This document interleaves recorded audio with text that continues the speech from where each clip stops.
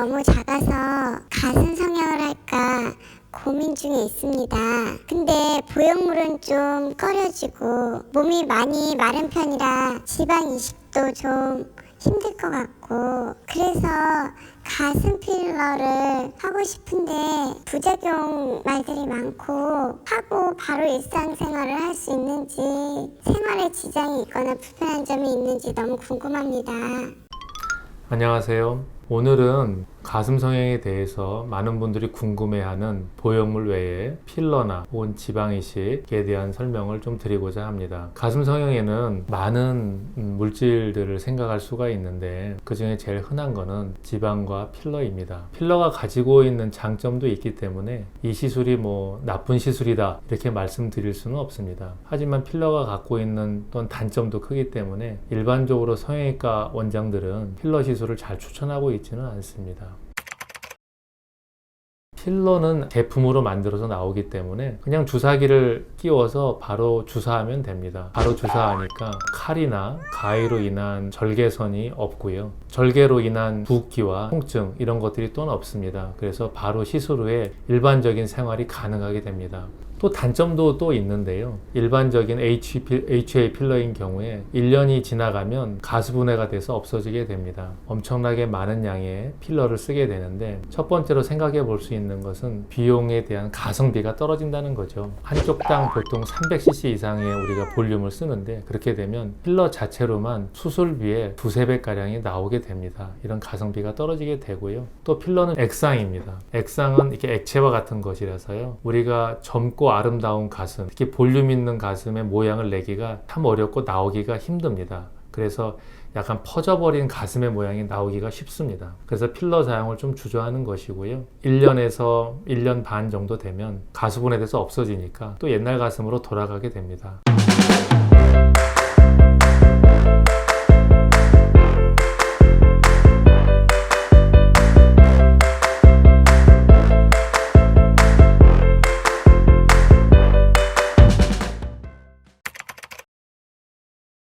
요즘에 좀 성형외과 의사들 사이에서 좀 핫한 문제이기도 하지요. 다량의 필러가 밀집된 곳에 있으면 그곳에 쉽게 말하면 뼈를 녹인다라고 하는 설이 또 제기되고 그거를 또 이렇게 광고로 이용하시는 분들도 있다고 알고 있는데, 필러라고 하는 것은 이제 HA 필러로 1년에서 길게는 2년 되면 가수분해가 돼서 다 녹아서 없어지게 돼 있습니다. 아마도 뼈에 대한 영향을 미친다라고 하는 것은 그 필러의 그 덩어리 효과, 영어로는 매스 이펙트라고 하는데 아마 압력에 눌려서 뼈의 일부분이 들어가 보이는 그런 현상이라고 저는 이해하고 있고 환자분들한테 설명하고 있습니다. 가슴은 이제 필러를 주로 어디에 넣냐면 유선 조직이 있는 부위에 넣게 되어 있습니다.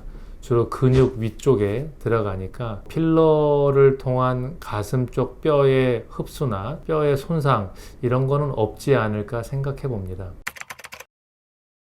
가슴 필러를 하고 나서 통증은 사실 거의 없습니다. 그러니까 많은 분들이 가슴 필러를 하고 싶어 하는 생각을 하실 수 있는 거고요. 근데 요즘은 많이 쓰고 있지는 않지만 예전에 5년, 10년 간다라고 하는 필러들이 우리나라에서 유행했던 적이 있습니다. 그런 필러는 남아서 뭐 염증을 일으킨다든가 조직의 괴사를 일으킨다든가 하는 좀 다양한 문제점들을 일으킬 소지가 많습니다. 그래서 그런 물질을 가슴이나 이런 데 쓰지는 않겠죠. 우리가 필러라고 해서 항상 안전한 것은 아닙니다. 자기 살은 아니지 않습니까? 그래서 항상 염증 감염에 대해서는 우리가 알고 있어야 되고 예방책 혹은 약을 먹거나 시술 후에 조심해야 될 것들도 반드시 있는 것입니다.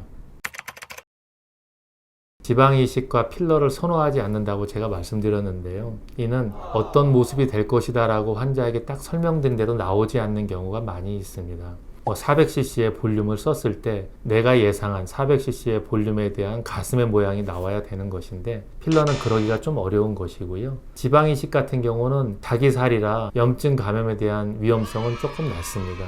하지만 지방 이식은 또 흡수가 되는 면이 있겠죠. 흡수가 돼서 내가 예측한 모양대로 나오지 않는 경우가 많고요. 가슴의 유선 조직 부분에 지방 이식을 많이 하게 되면 그 유선 조직에 석회화가 좀 생기게 됩니다. 그래서 이후에 유방암과의 간별 진단이 조금 난해함이 있어서 그렇게 추천하고 있지는 않습니다. 저뿐만이 아니라 이렇게 많은 분들이 보형물을 통한 예측 가능한 아름다움을 추구하고 있기 때문에 저 역시 또 보형물을 추천을 드리고 있고, 요즘에는 보형물들이 굉장히 촉감도 소프트하고 모양 자체도 굉장히 이쁘게 잘 나옵니다. 그래서 보형물에 대한 선호도가 우리 성형외과 원장들 사이에서도 높아지고 있는 현실이라고 생각합니다. 저는 이제 한 20년 가까이 성형외과 원장을 하면서 항상 판단의 기준은 환자의 몸이 얼마나 안전하고 또 환자에게 얼마나 만족감을 드리는 것이 얼마나 중요한 것인가, 이런 것에 대한 생각을 가지고 환자분들과 상담하고 수술을 해오고 있습니다. 또 많은 성형외과 원장님들이 그러리라고 생각을 합니다. 오늘은 가슴 성형에 지방이식 혹은 필러들도 사용할 수 있다고 말씀을 드렸고, 또 장단점에 대해서 설명을 드렸습니다. 오늘의 설명이 여러분들의 판단하는 데 도움이 됐으면 좋겠습니다. 성형외과 전문의 김선옥입니다. 감사합니다.